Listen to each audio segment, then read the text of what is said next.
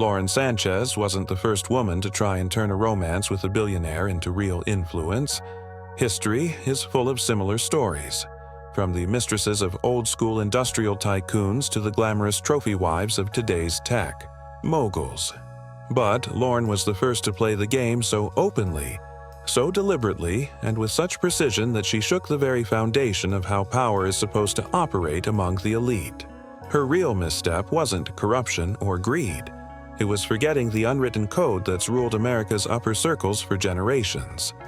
These rules were never printed in policy books, never taught in business schools, never discussed at leadership summits. They were whispered in private clubs, passed down through families, and reinforced by an unspoken understanding of how power truly works. A woman could be admired as a dazzling ornament on a billionaire's arm, a gracious hostess in his mansions, or even a clever partner in private conversations. She could quietly influence a few decisions, offering intuition in bed or subtle guidance behind the scenes. But one thing was always off limits. She could never step into the spotlight as his equal. Independent power, an empire of her own that didn't rely on a man's blessing, was the ultimate forbidden move. And Lauren crossed that line with full awareness. She wasn't naive. She knew the risk, but believed times had changed enough for her to defy tradition. No longer content with being Bezos's glamorous accessory, she started carving out her own sphere of influence. She leveraged his wealth and connections as seed capital, turning them into the foundation of a separate empire. It was bold, it was groundbreaking, but to the system, it was also intolerable. When Lauren began showing up in public, not just as Bezos's girlfriend or even his fiancée, but as a force of her own, pushing projects, charities, business ventures, and even political opinions, she broke through an invisible barrier that insiders had carefully guarded for centuries. For those who understood how the power game works, her downfall was inevitable. But to outsiders, the backlash wasn't immediately obvious. At first, she was met with restrained tolerance, skeptical smiles, and quiet irritation. They allowed the $5 million wedding, brushing it off as extravagant but still within the playbook for a billionaire's partner. They accepted her magazine covers, though the way she spoke in interviews hinted at ambitions far bigger than the role she was supposed to play. They even applauded her charity efforts, but the tone of her philanthropy hinted at something dangerous. A woman laying groundwork for true independence. Philanthropy had always been the safe lane for wealthy, ambitious women, something respectable, polished, and non-threatening. But the size and direction of Lauren's charity work revealed something bigger, a calculated blueprint for independent power. And make no mistake, every move she made was being monitored. The scrutiny was constant, with silent observers across, different elite circles watching closely, so long as she stayed in her designated role. A woman with power, not a woman of power. To the casual eye, that distinction might look trivial. But in elite circles, it's the difference between being tolerated and being eliminated. The storm truly began when insiders realized Lauren wasn't just building a personal brand or a vanity charity to shine up Bezos's image. She was constructing an actual power base of her own. She had independent funding streams. She was weaving together her own network of influence across Hollywood and Washington. She was building direct channels into the media and political arenas. And perhaps most dangerous of all, she had her own loyal team of professionals who worked for her, not for Bezos.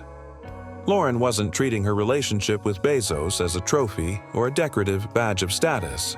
She was weaponizing it, using his resources as leverage to establish a parallel structure of influence, one that could operate without his oversight or approval. And to the guardians of the system, that wasn't just reckless. It was a full-on threat to the hierarchy that governs America's corporate and political elite. Looking back, the way the scandal unfolded doesn't feel organic at all. The official story paints it as a lucky break by vigilant investigators, but the timeline tells another story. Too many coincidences, too perfect in execution, too well coordinated for chance. Think about it. Suddenly, independent, whistleblowers from Black Ops Aviation, her own company, were lining up with detailed testimonies about financial wrongdoing. This was a firm that had operated for years without serious issues, yet overnight it seemed packed with bitter ex-employees all ready to talk. Around the same time, anonymous complaints started pouring in from completely different industries and circles, supposedly unconnected, but when you put the pieces together, the testimonies meshed seamlessly into one damning narrative. And then came the federal response. Agencies like the FBI, the SEC, and the Department of Justice, normally bogged down by bureaucracy, politics, and red tape, suddenly moved like a precision machine. The speed, the synchronicity, the flawless execution, it all worked like clockwork. That's not how cases at the highest levels of the business world normally unfold. This wasn't a random uncovering of crime. It looked, felt, and operated like a meticulously planned takedown, a coordinated effort to erase someone who had stepped outside her assigned role in the system. The real question is, who had the most to gain from Lauren's destruction? It wasn't just a few executives nursing bruised egos or worried about small financial losses. This was bigger, much bigger. The real danger wasn't to those who lost. Pocket change and business conflicts. The ones most invested in Lauren's downfall were those who saw her as a threat to the entire order, a risk to their own place in the delicate pyramid of power that stretches from Silicon Valley boardrooms to the halls of Congress. Because Amazon isn't just a tech company. It's not even just a corporate empire. It's an ecosystem. Tens of thousands of employees across the globe, endless suppliers, powerful investors, political lobbyists, high-dollar consultants. The company is a living, breathing machine, and at its center sits Jeff Bezos. He isn't merely a billionaire with a fortune. He's the axis of an intricate web of political, economic, and social interest that links Silicon Valley to Washington, Wall Street to Hollywood, campuses to media empires. Around men like Bezos, there forms an invisible scaffolding, informal agreements, mutual obligations, quiet understandings. Entire careers, billion-dollar investments, and even government policies rely on his stability. And then suddenly, into this finely tuned mechanism walks a woman with unprecedented access. Not just whispering in private, but actively constructing her own network of influence with the resources his proximity gave her. To the insiders, that wasn't just bold, it was dangerous. Years of careful relationship building, investments of trust, entire strategic plans could collapse under the unpredictable moves of a woman outside the system's formal control. That's why Joe Rogan's sudden criticism of Lauren was no coincidence. He wasn't just a random podcaster throwing shade at a billionaire's flashy wedding. His involvement was strategic, brilliant even. Rogan had the perfect profile. Influential enough to shape narratives, yet anti-establishment enough that his words sounded raw and authentic, not like part of a coordinated smear. His audience, millions of men across every demographic, was tailor-made to amplify the story of a manipulative woman playing with a billionaire's fortune. Rogan became the chosen voice for forces too powerful to speak directly, and his commentary on the $5 million wedding? It wasn't some off-the-cuff reaction. It was a precision strike, engineered for maximum public resonance and media splash. What happened next looked like a textbook case of narrative engineering. The very outlets that once idolized Lauren, casting her as the dream partner, muse of a genius billionaire, and modern fairy tale heroine, flipped their scripts almost overnight. The woman they praised for her elegance and ambition was now portrayed as scheming, calculating, and cold. Magazine spreads that once gushed over her intelligence suddenly painted her as manipulative. Reporters who'd applauded her transformation into entrepreneur and philanthropist began publishing deep dives into her supposed hidden agenda.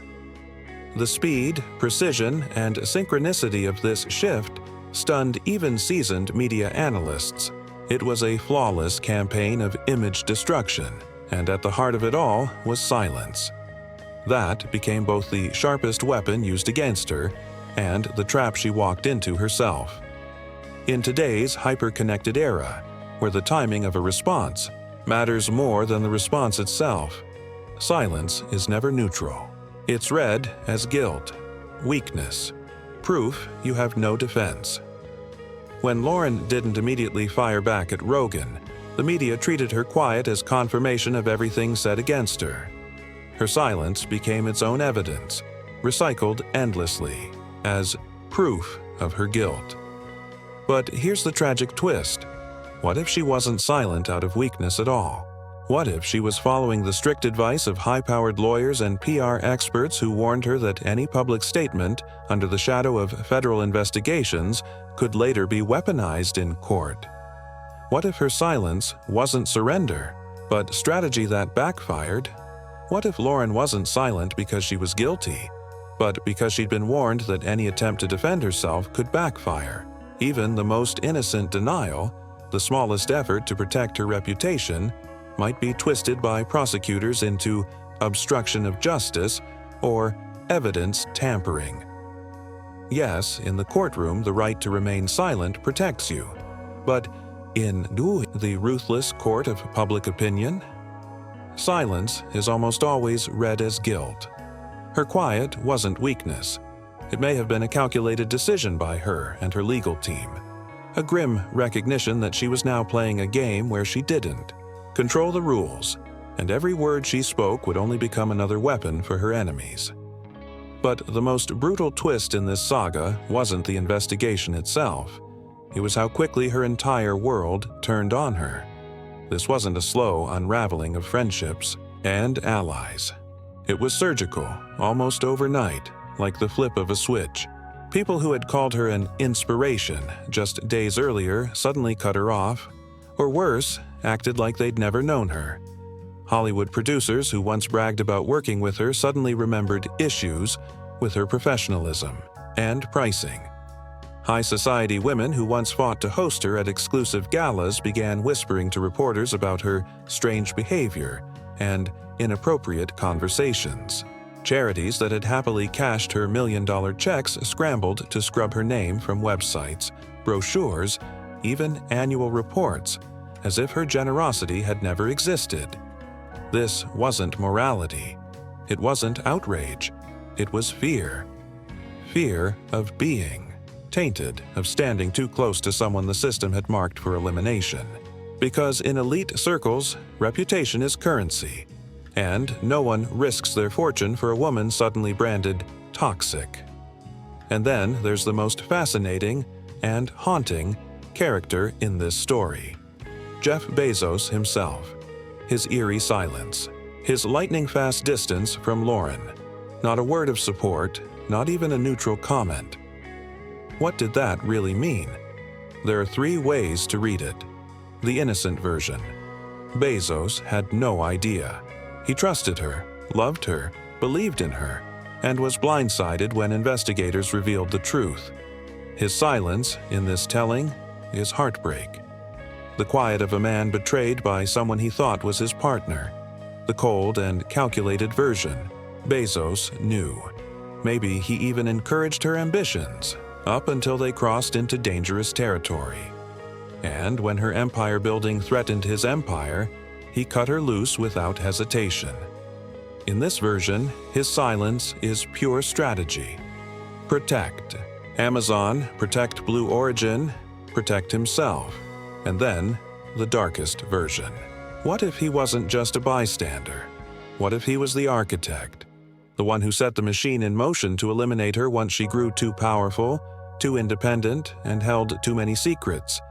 Because the speed with which Amazon and Blue Origin erased her, scrubbing her from documents, websites, marketing campaigns, didn't look improvised. It looked like a contingency plan. A preloaded button pressed the moment Lauren crossed the invisible line. This wasn't chaos. This wasn't coincidence. What happened to Lauren looked like the professional execution of a crisis protocol. Cold, clinical, and devastatingly effective. And maybe her real crime wasn't financial misconduct. Maybe it wasn't manipulation. Maybe it wasn't even breaking any laws in the conventional sense. Her unforgivable sin was showing, publicly and effectively, just how easily an ambitious, strategic woman could use intimacy with one of the most powerful men in the world to build her own empire of influence. Lauren Sanchez became living proof that the supposed firewalls between bedroom and boardroom, between love and power, between private life and global politics, are not nearly as sacred or impenetrable as the elites want us to believe. Her success set a dangerous precedent. If she had been allowed to finish what she started, how many other women might have tried the same path? How many carefully guarded patriarchal power structures would suddenly be under siege? The system saw this as an existential threat, and like it always does when stability is challenged, it responded swiftly, ruthlessly, and with maximum spectacle. A demonstration to the world: this line cannot be crossed. Yes, 21st century America celebrates gender equality. Yes, women can become CEOs, senators, judges, even vice president. But use sexuality, intimacy, and emotional closeness as strategic tools in the highest levels of power. The system has one answer: destruction. That's why Lauren's punishment wasn't just legal, it was symbolic. 16 years in federal prison without parole wasn't simply a sentence. It was a warning shot, a message to every ambitious woman watching. Do not try this path. It does not belong to you, and maybe, years from now, when the archives open and the players are gone, Lauren's story won't be remembered as the fall of a manipulative woman. Maybe it will be remembered as the moment America's most powerful institutions exposed their deepest fear: that someone from the outside, armed with nothing but ambition and intimacy, could threaten the entire system. She was too smart, too ambitious, too dangerous. And the system made sure we all understood what happens to women like that.